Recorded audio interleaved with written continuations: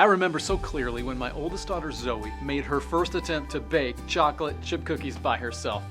So she read the recipe, sort of, dumped the ingredients into a big bowl and mixed it all up. Then she scooped dollops of dough onto a cookie sheet and I helped slide them into the oven. Except they didn't really bake. They just kind of melted all over the pan, all into the oven. Big mess.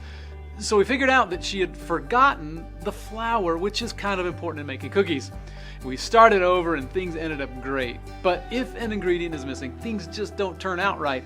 And if we're going to be spiritually mature, we got to find the missing ingredient in lots of our relationships. Because when a particular ingredient is missing, we tend to hold grudges when somebody has hurt us. When this ingredient is missing, kids don't get along with their parents. Parents berate their children.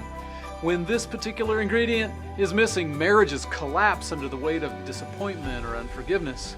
When this ingredient is missing, listen, families fight over things they don't even remember. When this ingredient is missing, countries erupt in civil war. Nation fights against nation. Listen, God knew that this ingredient was missing, so God did something about it. And that's Christmas. God took on flesh and bone, became a human being to offer the missing ingredient, which is grace.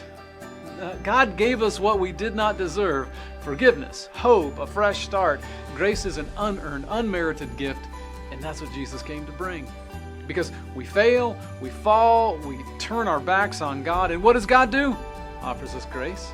God gives us exactly what we do not deserve.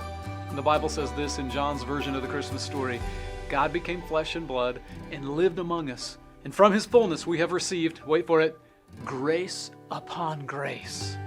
Now, the very best way for us to embrace Christmas is us offering that grace to others, giving other people exactly what they do not deserve.